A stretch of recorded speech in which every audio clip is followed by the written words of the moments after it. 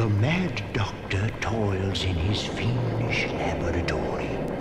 The crackling power of his evil instruments blast power into a giant sleeping hulk, which shudders, creaks, and slowly stirs. He bursts his steel bonds and stands. Frankenstein's monster.